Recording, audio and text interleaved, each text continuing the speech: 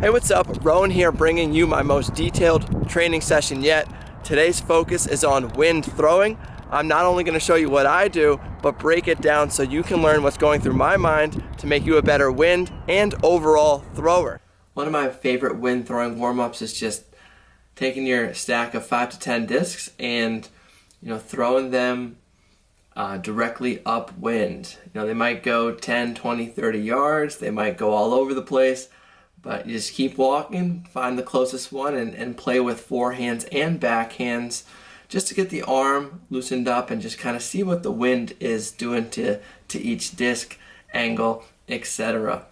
Of course, one of the fun parts here is after you take about 3 sets down, maybe 30 throws, you get to launch them all back downwind, which is always fun. And usually the downwind throws, you only take 1 set coming back.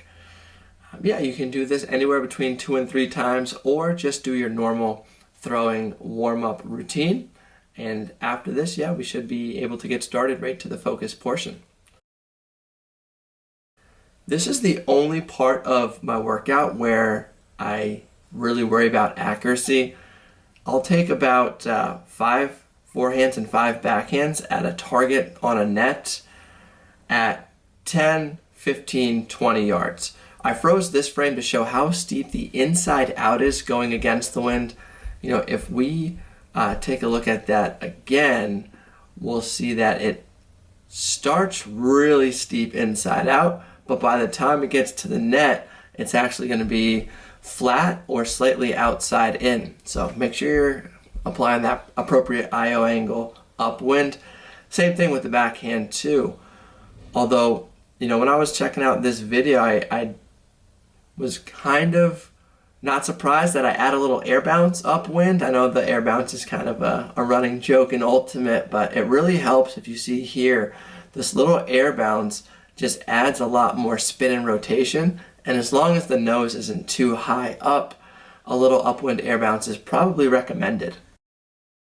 Next up is the box drill. I just make a 10 by 10 box on the field, and I'll start on kind of this front left cone and throw different shapes. The first shape I'm going to throw to is I'm going to pretend a cutter is running from this corner of the box straight up to the top.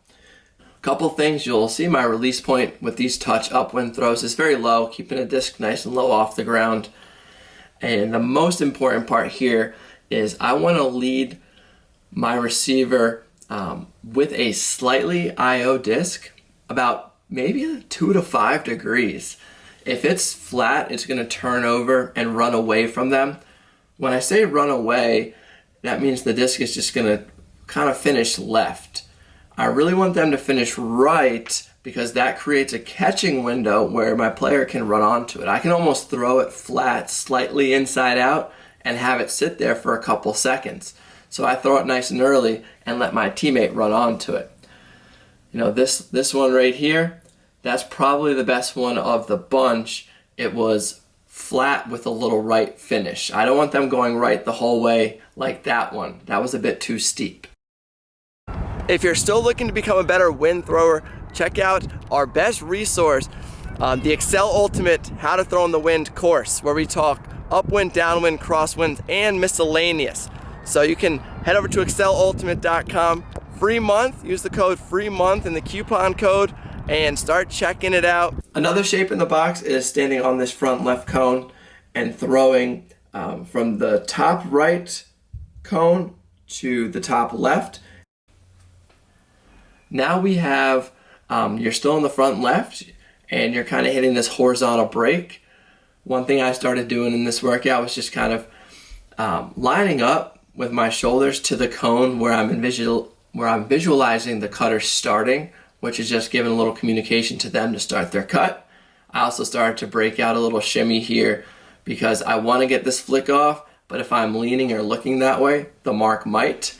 So I kind of add this shimmy early and still trying to throw that same shape where it's flat and falls right. I don't want it too inside out the whole time. Again, get comfortable throwing it really flat and kind of controlling which way the disc finishes with a slight edge adjustment. Anything that finishes left here is pretty tough unless you've mastered the Oyo, which we kind of have in DC, but I definitely recommend keeping them nice and flat. Now we're sliding over to the front right in the box here, and this one's just going to be this kind of straight from our receiver. We're aiming to hit them towards this corner of the box at the correct angle. Out, we want to finish these left. You know, if we finish these right, that means it's running away from them. So that's the quick adjustment there. Now I want a flat disc that finishes slightly left. Going diagonal as we are in the box here, so a slightly further throw. So you got to drive it a little bit more. But again, we don't want these, you know, Frisbees 20, 30 yards past the box. This is a upwind touch drill. So we kind of want them, you know, 5 yards past that cone, slight finish left, allowing our receiver to run onto it. You'll notice too that I'm kind of lining up each time. I'll pivot a little bit right, make some shoulder and eye contact with my receiver, and then drift them out to space. See this last one here? That's a pretty good one there. You know, a little bit low, but a nice left finish at the end. One of the most basic and most common throws you'll have. We're starting on the bottom right again, and we're visualizing a cutter coming across, almost like an open side horizontal pass. And what's left now is, you know, that kind of most popular throw where you're just kind of the open side. We have a left to right cut, so we want to finish the disc left, nice and flat, upwind. Kind of overall, the funnest part about this was the wind changes the angle so much, so you have to be really, really intricate with kind of the angle that you release the disc on, knowing that it's going to turn, but you want to get it to the right angle. So definitely a fun challenge. I highly recommend this little workout. This is focused sports specific training. Thanks for checking out this YouTube video today. Little wind training session. This is part of a top secret, bigger project we're bringing you. So stay tuned for that, subscribe, and hopefully we'll see you here on YouTube and some other spaces shortly. Take care.